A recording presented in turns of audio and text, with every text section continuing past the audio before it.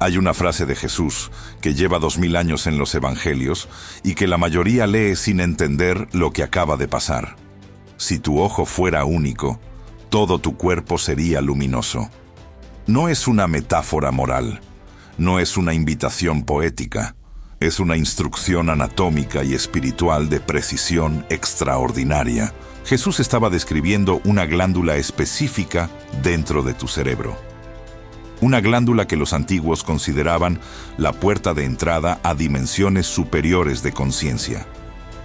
Una glándula que la ciencia moderna confirma que es fotosensible, literalmente sensible a la luz, aunque esté protegida en el centro del cráneo, sin contacto directo con el exterior.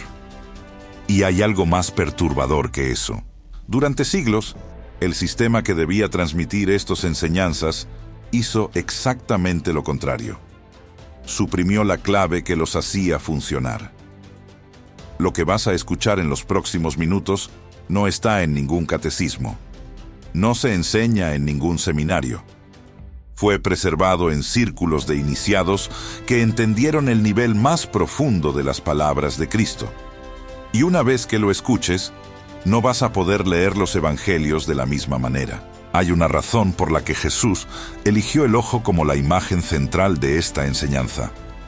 En toda la antigüedad, el ojo era el símbolo de la percepción que va más allá de la percepción ordinaria. No el ojo biológico, sino el órgano de visión interior que las tradiciones más avanzadas del mundo antiguo reconocían como el instrumento del conocimiento directo. El ojo de Horus, en Egipto, era la representación estilizada de la glándula pineal, vista desde una sección coronal del cerebro.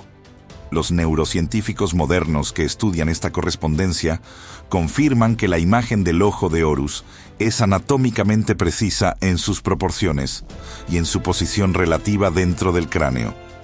No es un símbolo abstracto, es un diagrama. Cuando Jesús dice si tu ojo fuera único, todo tu cuerpo sería luminoso, está diciendo algo específico. La unidad del ojo es la integración de la percepción ordinaria con la percepción superior.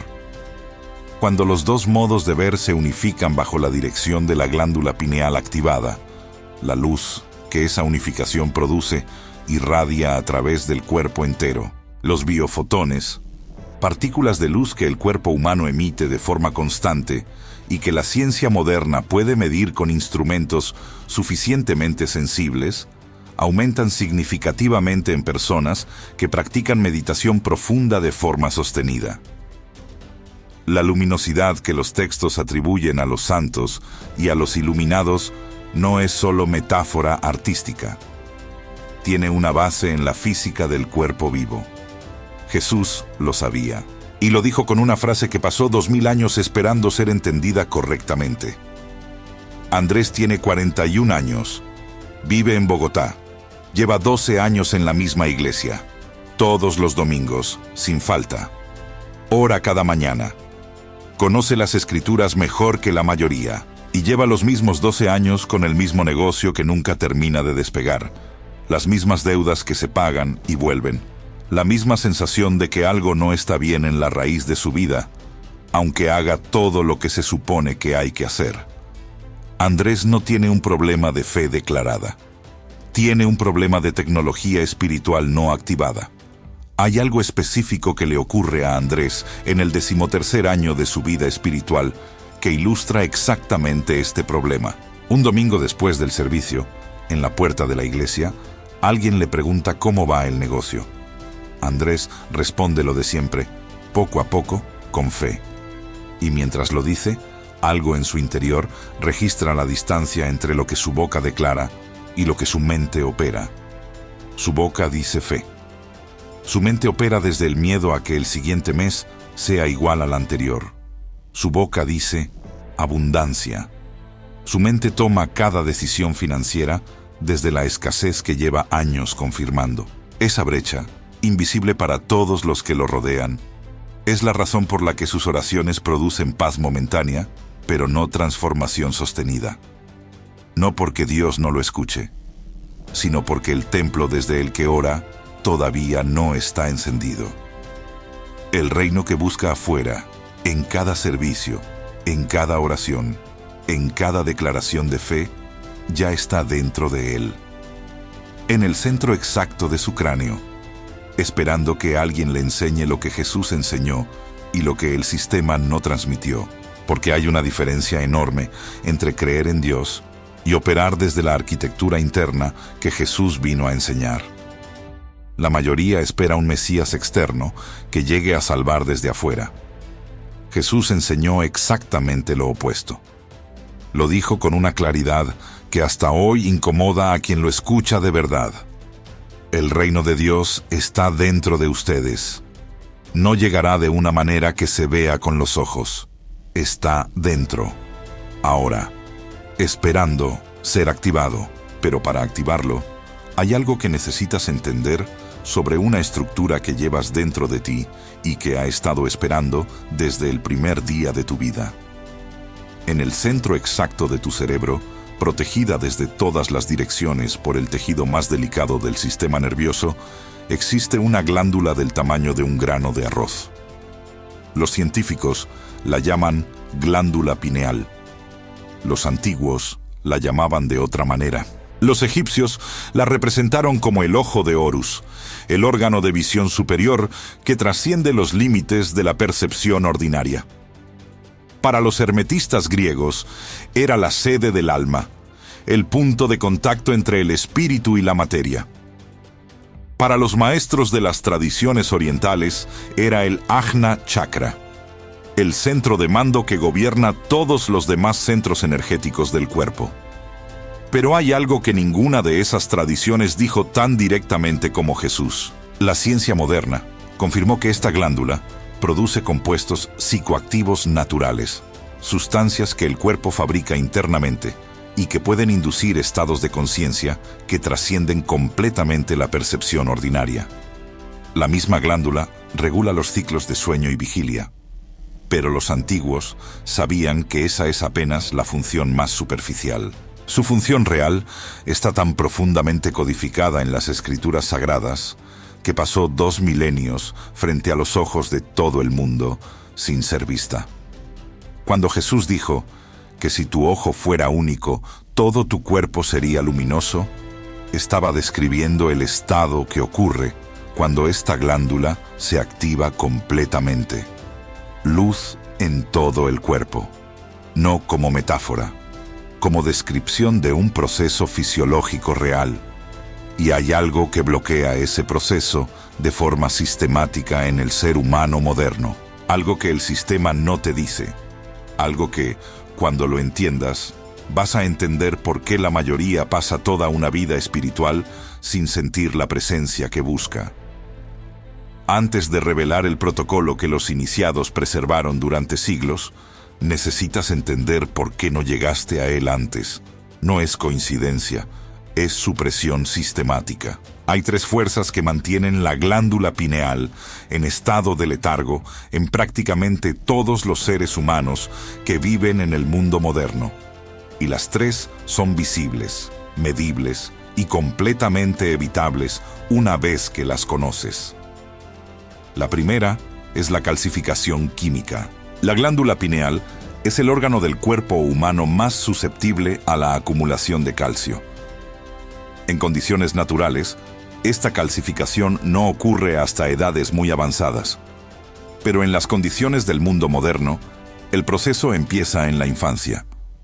El fluoruro, presente en el agua tratada y en la mayoría de los productos de higiene dental, se acumula específicamente en esta glándula con una concentración 10 veces mayor que en cualquier otro tejido del cuerpo. Los pesticidas y metales pesados presentes en la cadena alimentaria industrial aceleran ese proceso. El resultado es una glándula físicamente bloqueada, incapaz de producir con plena eficiencia los compuestos que determinan tu acceso a estados superiores de consciencia. Para desbloquear este primer obstáculo, el cuerpo necesita agua pura sin fluoruro, alimentación de origen vegetal y natural, y tiempo. No es un proceso instantáneo, es una desintoxicación gradual que abre la capacidad de recepción. La segunda fuerza es el apego a las energías inferiores. Jesús lo describió de la forma más directa posible. Es más fácil que un camello pase por el ojo de una aguja que un rico entre al reino de Dios. Y la riqueza que bloqueaba el paso no era el dinero en sí. Era la identificación con cualquier cosa que mantuviera la conciencia anclada en los centros energéticos inferiores. El poder, el estatus, la validación, el miedo disfrazado de ambición. Todo lo que hace que la energía vital del cuerpo no ascienda, sino que circule en los niveles más densos de la experiencia humana. Cuando Jesús hablaba de las vírgenes sabias que mantenían aceite en sus lámparas, no estaba hablando de aceite de oliva. Estaba describiendo la preservación de la energía vital, la fuerza que, cuando no se disipa en las preocupaciones del ego, puede ser transmutada y redirigida hacia los centros superiores del cuerpo. La tercera fuerza es el miedo, no el miedo ordinario. El miedo específico a abandonar la identidad que conoces. El miedo a descubrir que quien creías que eras era apenas la superficie. Jesús lo sabía con tanta claridad que comenzaba sus enseñanzas más importantes con las mismas dos palabras. No temas, no porque el camino no asustara, sino porque el miedo contrae la energía y bloquea exactamente el flujo ascendente que activa la conciencia crística. Estas tres fuerzas no son metáforas, son mecanismos identificables que mantienen a millones de personas espiritualmente activas y fisiológicamente bloqueadas al mismo tiempo. Pero los iniciados que preservaron las enseñanzas de Cristo en su nivel más profundo, sabían algo más. Sabían cuándo y cómo el cuerpo crea las condiciones óptimas para que ese bloqueo se disuelva. Y ese conocimiento fue codificado en un protocolo que Jesús vivió personalmente, y que los textos describen con una precisión que solo se vuelve visible cuando sabes qué estás mirando. Hay algo en tu anatomía espiritual que Jesús conocía y que nadie te enseñó a ver. Tu columna vertebral tiene 33 segmentos. Jesús vivió 33 años. Esa correspondencia no es accidental. En las tradiciones esotéricas que preservaron el nivel más profundo de sus enseñanzas, la columna vertebral es la árbol de la vida. Los 33 segmentos son los 33 grados de conciencia que la energía vital puede atravesar en su ascenso desde la base del cuerpo hasta el cerebro. Comer del fruto del árbol de la vida, la frase que aparece en el Génesis y que Jesús retoma en el Apocalipsis, no describe un acto físico. Describe el proceso de elevar la energía vital a través de los 33 niveles de la columna hasta que alcanza el cerebro y activa la glándula pineal. El bastón de Moisés, que se eleva en el desierto para curar a los israelitas. La serpiente de Kundalini, que asciende en las tradiciones orientales.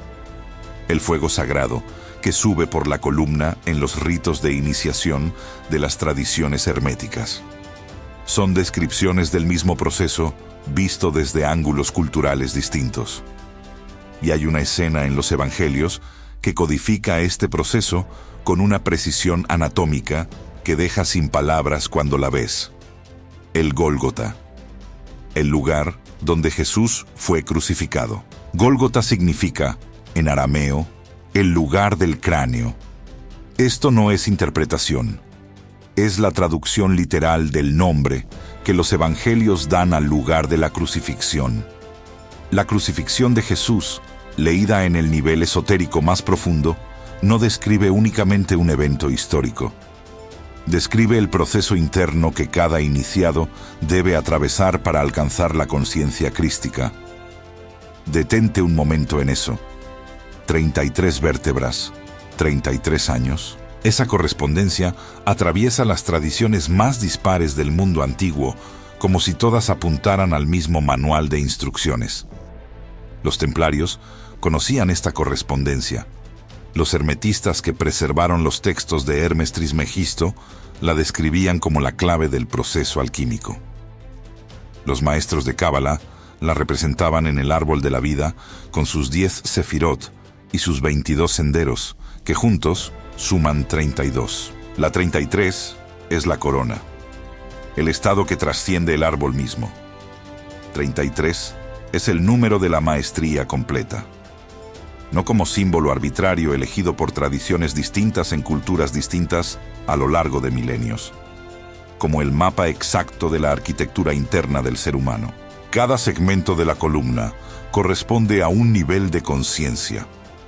Cada nivel de conciencia tiene sus propias cualidades, sus propios desafíos, sus propias puertas que deben abrirse antes de que la energía pueda continuar ascendiendo. La serpiente que Moisés elevó en el desierto, la misma imagen que aparece en la vara de Esculapio, el símbolo de la medicina que usamos hasta hoy, es la representación visual del proceso de ascenso de la energía vital por los 33 segmentos de la columna. La medicina y la espiritualidad compartían, en la antigüedad, el mismo conocimiento fundamental. Y Jesús lo vivió de forma tan completa que su vida entera fue la demostración de lo que ese conocimiento produce cuando se activa sin restricciones.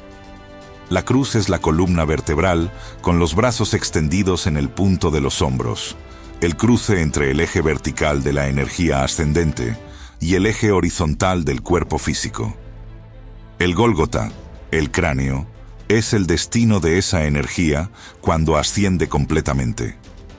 La crucifixión es la muerte del ego en ese proceso, y la resurrección es el despertar de la conciencia crística cuando la glándula pineal recibe la energía vital completamente elevada. Quien quiera salvar su vida, la perderá, pero quien pierda su vida por amor a mí, la encontrará. No era una promesa de inmortalidad biológica.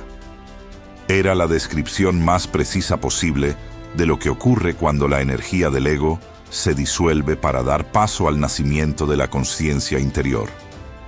Yo soy el camino, la verdad y la vida. El camino es este proceso. La verdad es la naturaleza del ser que emerge cuando el ego muere. La vida es la conciencia que persiste más allá de las limitaciones del yo ordinario. Jesús no vino a ser adorado desde afuera, vino a mostrar desde adentro. Y ahora vas a entender el protocolo que él mismo vivió y que los iniciados preservaron para quien estuviera listo para recibirlo. Este conocimiento fue transmitido de generación en generación dentro de círculos de iniciados, que comprendieron que la transformación espiritual no ocurre de forma aleatoria. Ocurre en ventanas específicas de tiempo, en sincronía con los ciclos del cuerpo y del cosmos. El protocolo comienza con una observación que parece simple hasta que entiendes lo que significa. Cada mes, en el momento en que la luna transita por el mismo signo zodiacal en el que el sol se encontraba en el momento exacto de tu nacimiento, el cerebro produce y secreta en mayor cantidad el aceite sagrado que desciende por la médula espinal hasta la base de la columna. Los textos herméticos lo describen como la semilla espiritual del mes. Y ese es el momento en que el proceso de transmutación puede iniciarse. Desde ese instante, el protocolo requiere 72 horas de preparación consciente. 72 horas, 3 días completos, el mismo periodo que separa la crucifixión de la resurrección en los evangelios. Durante esos 3 días, el cuerpo necesita 3 condiciones simultáneas para elevar esa energía hacia la glándula pineal, en lugar de dispersarla. La primera es la conservación de la energía vital. La fuerza sexual es la forma más concentrada de energía vital en el cuerpo humano. Cuando no se dispersa, puede ser transmutada y redirigida hacia los centros superiores. Los círculos esotéricos llamaban a esta práctica guardar la semilla, y la consideraban el elemento central del protocolo, el que sin el cual ninguna de las otras condiciones produce el efecto completo. La segunda es la meditación enfocada en el centro del cráneo, con los ojos cerrados, la atención dirigida al centro exacto de la cabeza, visualizando una luz dorada o violeta que pulsa y se expande con cada respiración. Esta dirección de la conciencia no es simbólica. Es una instrucción de navegación para la energía que está ascendiendo. La tercera es la purificación del cuerpo físico. Alimentos vivos, frescos, de origen vegetal, agua pura, eliminación de cualquier sustancia que calcifique o bloquee la glándula. El cuerpo físico es el templo que las Escrituras describen. Si el templo está contaminado, la presencia no puede habitar en él. Junto a estas tres condiciones, el protocolo incluye el registro de los sueños. Durante las 72 horas de activación, los velos entre los estados de conciencia se adelgazan. Las informaciones que llegan a través del sueño tienen una densidad de significado que en otros momentos del mes no tienen. Un diario junto a la cama, con registro inmediato al despertar, es la forma de no perder lo que llega. Hay algo que necesitas entender sobre la naturaleza de este protocolo antes de continuar. No fue diseñado para ser practicado de forma permanente, sin preparación. Fue diseñado para ser recibido por alguien que ya atravesó un proceso de purificación interior que lo hace capaz de sostener lo que la activación produce.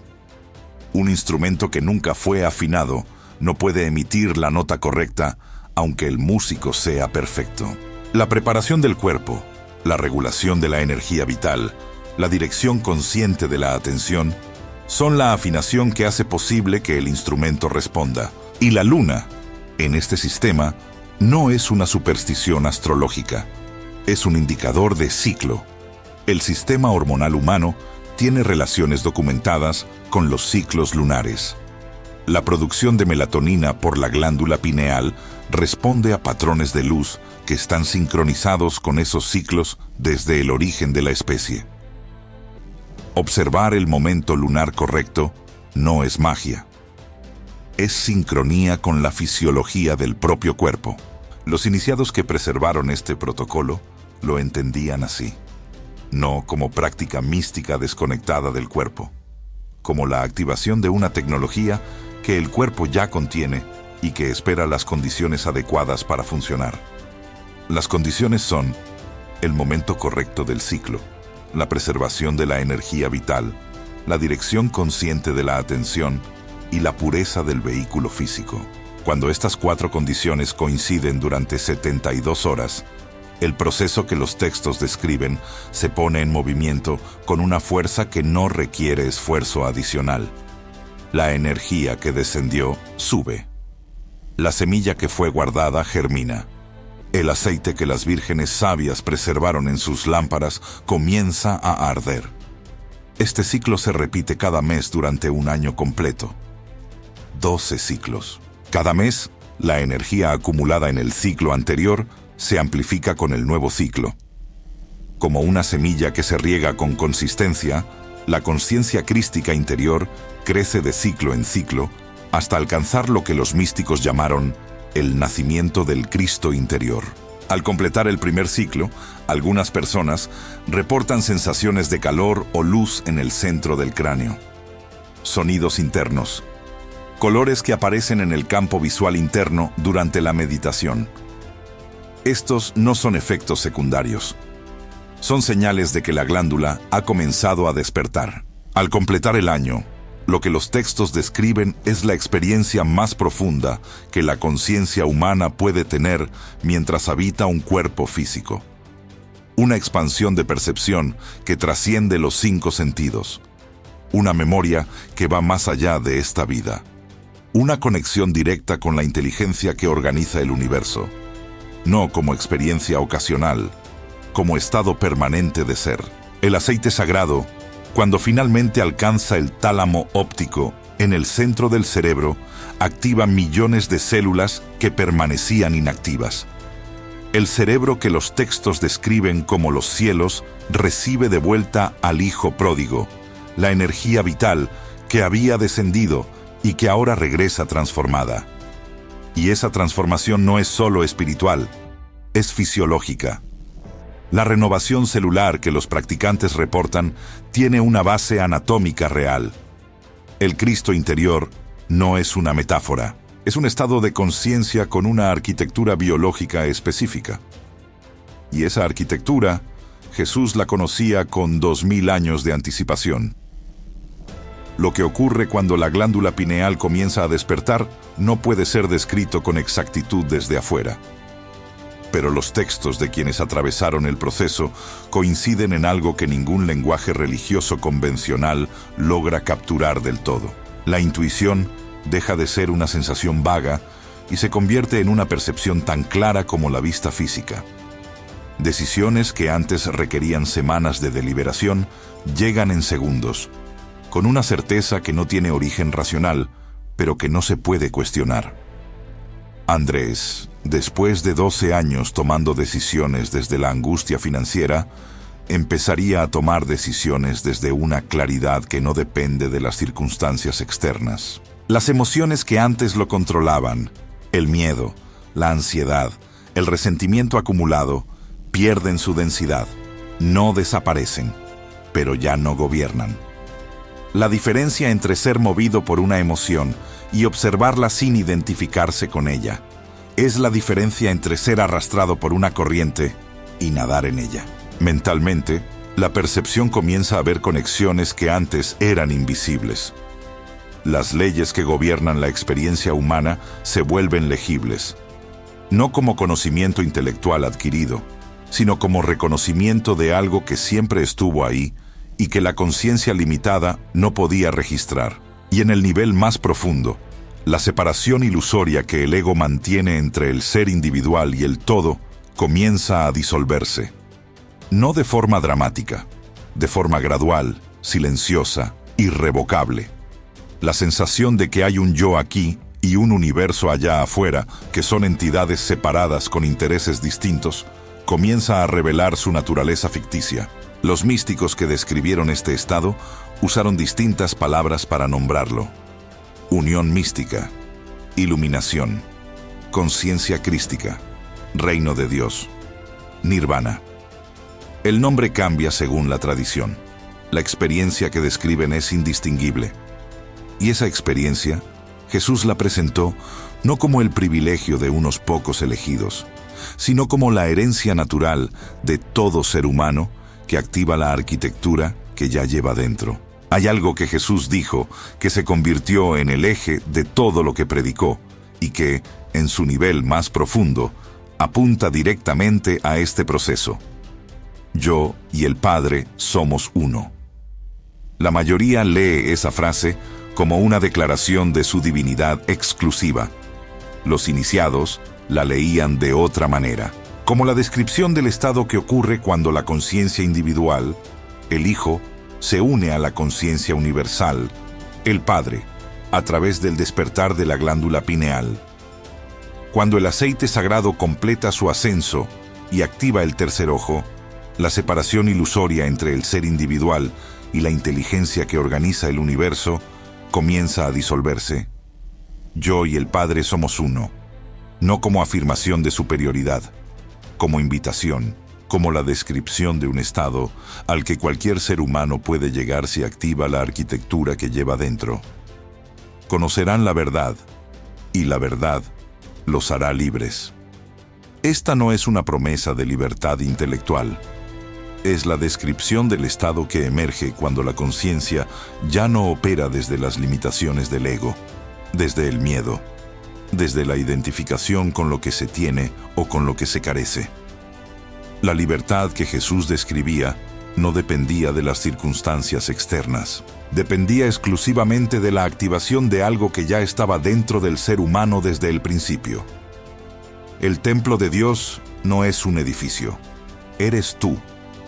Específicamente, es la glándula que tienes en el centro del cráneo, esperando que alguien finalmente te enseñe cómo encenderla. Andrés, el hombre de Bogotá que lleva 12 años en la misma iglesia con los mismos resultados, no tiene un problema de cantidad de fe.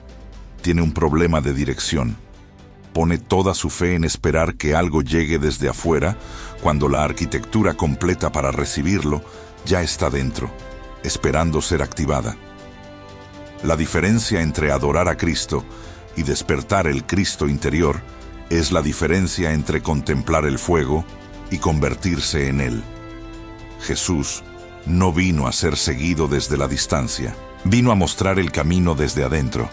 Sígueme, decía, no como metáfora de obediencia religiosa, como instrucción de transformación interior. El mismo camino que él recorrió está disponible para ti. La misma glándula que él activó vive en el centro de tu cráneo.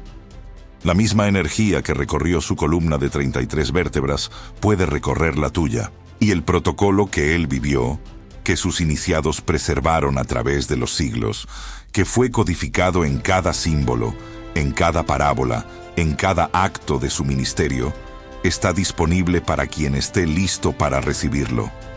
Piensa en lo que eso significa. El lugar más sagrado del cristianismo, el punto culminante de toda la narrativa evangélica, lleva el nombre del cráneo humano. No es un detalle menor. Es la clave que los iniciados dejaron visible para quien tuviera ojos para verla. La crucifixión no ocurrió en un lugar llamado casualmente así. Ocurrió en el Gólgota porque el Gólgota era el símbolo exacto de lo que estaba ocurriendo.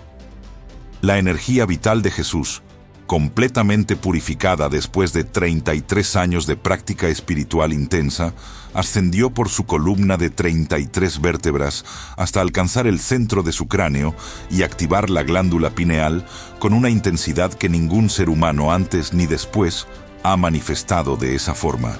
La muerte en la cruz fue, en el nivel más profundo, la muerte completa del ego. La resurrección fue el despertar de la conciencia crística en su expresión más plena. Y cuando Jesús dijo en la cruz, «Padre, en tus manos encomiendo mi espíritu», estaba describiendo el momento exacto en que la conciencia individual se disuelve en la conciencia universal, no como rendición, como cumplimiento. El proceso que él vivió públicamente en los últimos días de su ministerio es el mismo proceso que los iniciados preservaron como el protocolo de transmutación interior. Y dentro de ese proceso hay una dimensión que casi nadie considera. La pregunta no es si esto es posible. La pregunta es si estás dispuesto a dejar de buscar afuera lo que solo pueden hacer adentro. Si este mensaje activó algo en ti, escribe en los comentarios, «Despierta el Cristo interior». No como ritual vacío, como la primera declaración de alguien que decidió ir más profundo.